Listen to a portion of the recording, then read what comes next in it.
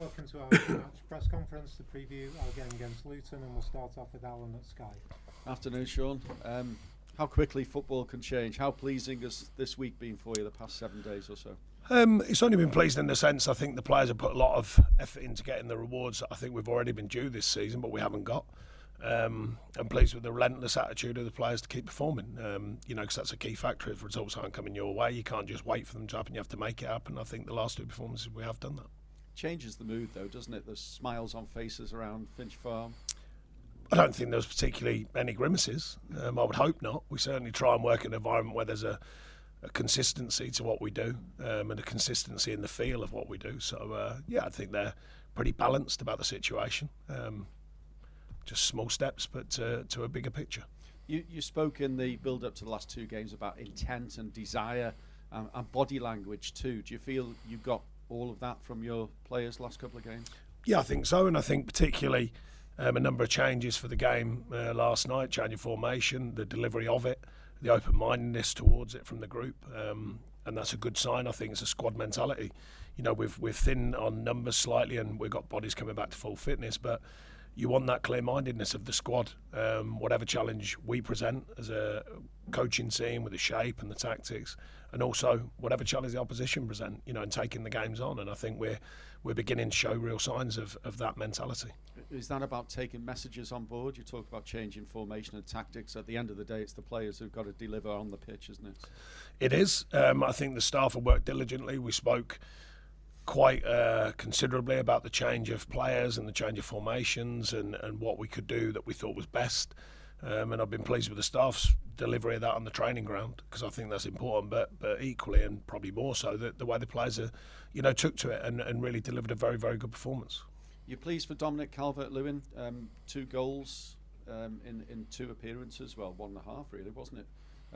Is he fit enough to play back-to-back games now, being Wednesday, Saturday? Well, I'm pleased for him, first of all.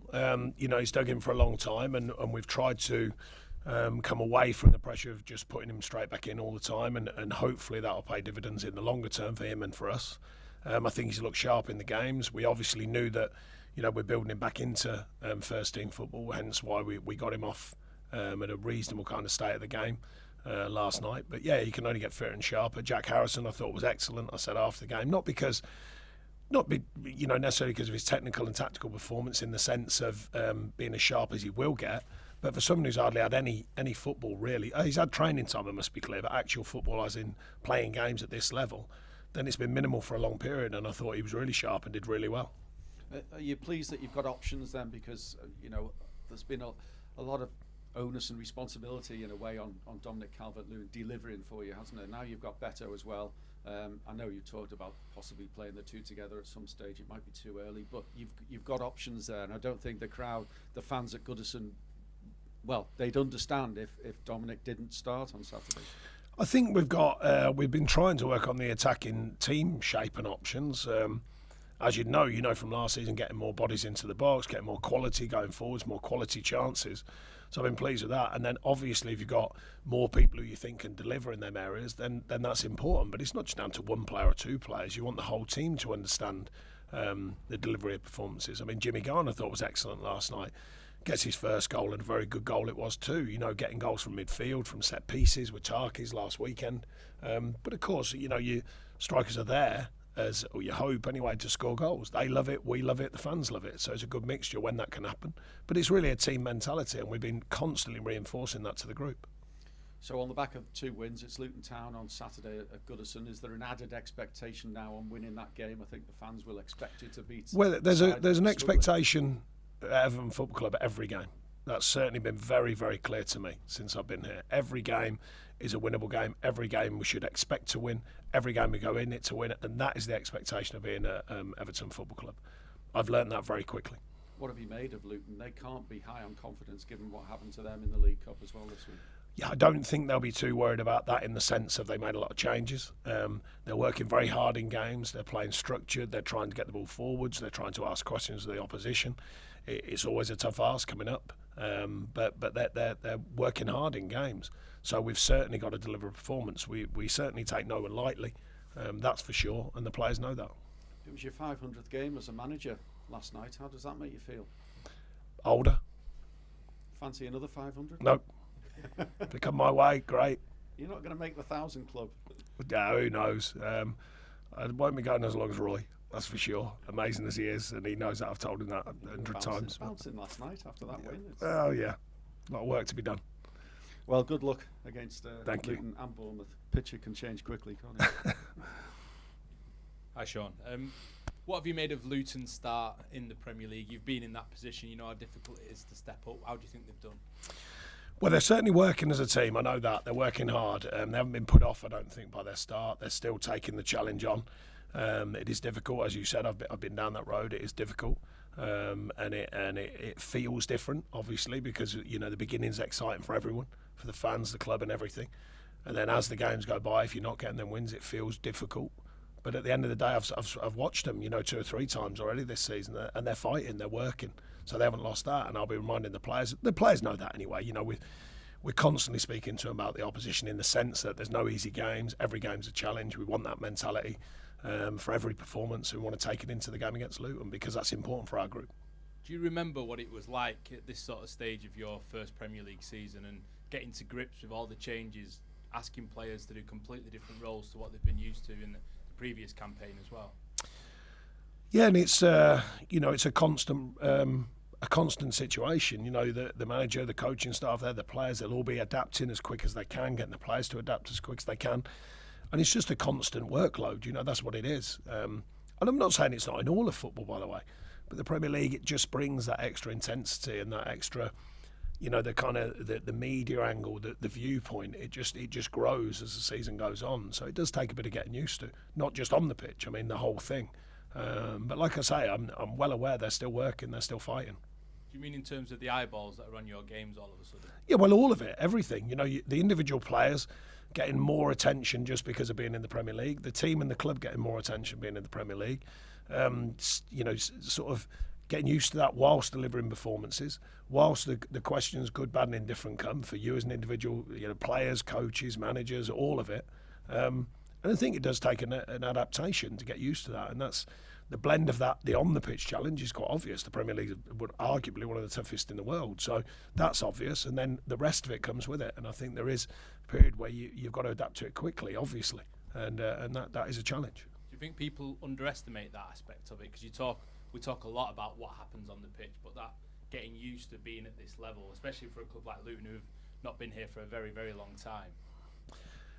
I'm not sure they underestimate it. I just think you just have to get used to it. We underestimate the adaptation. I don't think so. I think, I don't focus on every other club, but I think people seem to be, looking at Luton and going, well, one of the things, they've put some money into it, but they're not masses, because they're obviously looking at the stadium and all the things that need to be done for a club. And I presume, anyway, I'm only, gathering sort of from the outside looking in, all the ups and downs of Luton Town Football Club down the years, and then suddenly they get back in the Premier League, and we know the wealth it brings. Trying to juggle that, trying to find out still to be competitive as a unit, and trying to be in the Premier League against the future and all these things, it's difficult. So I don't know whether people judge. I don't know what the right word is. I think there's a bit of understanding, I would suggest, from football at large of their situation. From my point of view, all of that goes out the window. You've got to be ruthless. People do it to us. So, there's none of that going on. I respect it. But when the whistle blows, we've got to be ruthless. We've got to play well. We've got to deliver a performance. We've got to take on the game to win. And that's the reality of being in the Premier League, especially when you have Everton Football Club. Our winning mindset has to be delivered when the whistle blows.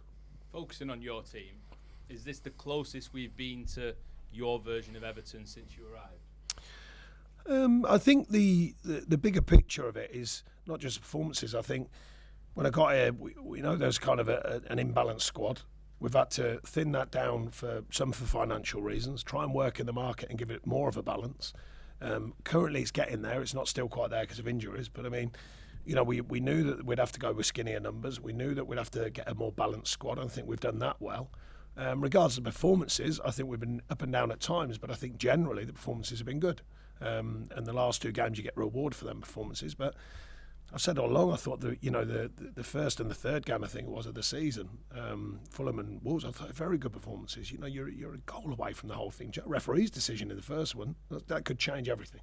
But I've been pleased with the relentless attitude of my staff, myself and the players to keep working and keep delivering. And I think that's been really important. And I commend the players on that, because it's not easy when the noise is, not so positive, and the noise around the club, the noise around the situation, new owners, and all the same stories keep coming around. But I've said recently we're the only ones that can change the story, and the players are beginning to grip that. But now it's about continuation. It's about consistency. How's the squad looking injury-wise?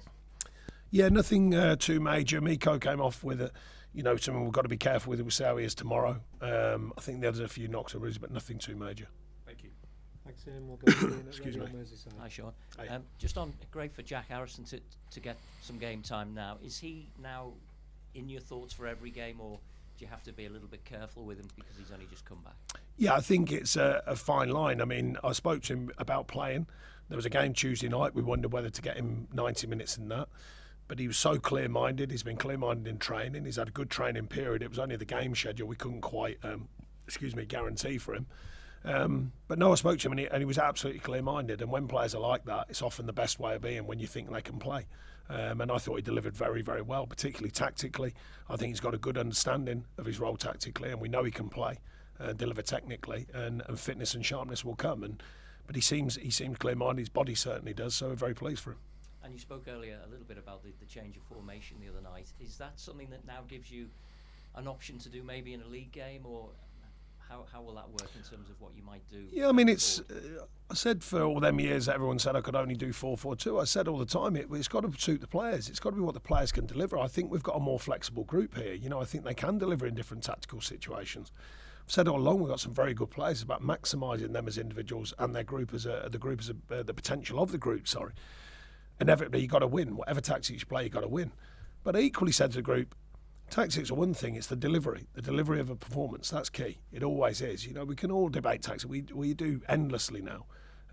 Tactics, when you could lose a game, the tactics are still right. You just haven't delivered it. You haven't delivered what the plan was, and that's sometimes the way it goes. So I'm always quite balanced about the tactical view, but it's the intent and the desire of the performance, and I think I've been really pleased with that. No matter what shape we've changed it to, I've been really pleased with that side of things, and we want more to come from the group. We want to establish a consistency of that kind of clear-mindedness and all knows who's pointing in the right direction. It's an old-fashioned term, but it's a fantastic thing when that happens, and you get all players are aligned, ready to do whatever they have to do, regardless of tactical understanding, just delivering a performance, and I think that's been intact.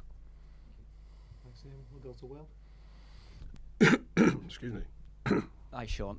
Mathew Onana's plays a little bit deeper in the past two games. Do you think that's a role that he can really find consistency and make his own? Because he plays there quite a lot for Belgium, and even Len Idrissa Gana Gueye then go on and maybe use his energy to press higher up. That's something that I mean, it's we've flexed that since I've been at the club, really, because they've been the mainstay of the three in midfield. Not literally, but mostly they've been the mainstay. We've looked at it, flexed it. The one and the two and the one. And working as a three, even a flat three at times in certain games, and more often than not, they've delivered. Amadou's young, he's learning. We want him to be open-minded about the difference in the three roles in midfield. I could still see him. He's got the capability, certainly the physical capability, to go into the number 10 spot and crash the box from wide areas and that sort of thing. But his history suggests he's slightly better when he's slightly deeper. I thought him and Jimmy were excellent last night. Had good games at the weekend, both of them in slightly different roles. Yet again, open-mindedness from two young players who are growing and maturing in the Premier League. Do you think some people forget how young Mathew Onana is just because, I think it's just the way the game's gone. Someone was remarking on it, if you remember, a couple of weeks ago. I don't know whether you hear, but I said if that player was €2 million or something, everyone would be going, yeah, he's a young player, seeing how he goes. As soon as you put a big price tag, the demand goes up immediately. But they're still a young player. They're still the same person. So, they're young in their true understanding of the Premier League, and I think they've got a massive future in front of them. Him and I think Pato and I think Jimmy, amongst others, still learning their way through the Premier League, and it takes a while to get that depth of knowledge. But I think they're all doing a very good job. Another young player in your squad, Jarrett Brandboy, reports yesterday the club are in talks of maybe tying him down to new deals or anything that you can comment on that. No, he's got a long-term deal at the moment, and he's settled, he's playing, he's going very nicely, he's learning as he goes. Another young player, of course, but slightly different. He went out for a season last season abroad and did very well there. And then bringing that into the Premier League, he's getting sharper, he's seeing the picture better. Yet again, still not overcoaching him, that's for sure. He's going along nicely. So just let him continue to learn as he is doing. Thanks, Will. go to Ian. Excuse me. Sean, it was another away win last night. The results at Goodison haven't matched that yet. Is there any reason you've been able to sort of identify? Yeah, scoring a goal. Simple as that. 2 very dominant performances at home at the beginning of the season. Didn't score, let one in. You know, it's the fine lines of football. When them games should have really, with the performance levels, been dealt with before the end of the game. That's for sure. Shouldn't be scrambling around towards the end of the game, but it wasn't. You know, you've got to score goals, and we're beginning to see that the team is capable of scoring goals, and I think that's a good sign. There's nothing in the mentality of the team or anything when they're playing. No, I don't. No, Goodison's been great. The crowd, the noise, the feel. So no. It's just about the final moments. You know, the clinical side of a performance. And I think that's beginning to show signs. As I said, that cutting edge is beginning to come. Long may it continue.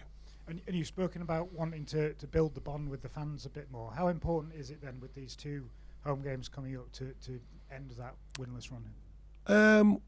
Well, no, I think it's continued building. I think there's a bond there anyway. There certainly has been in my time since I've been here. I've certainly encouraged it.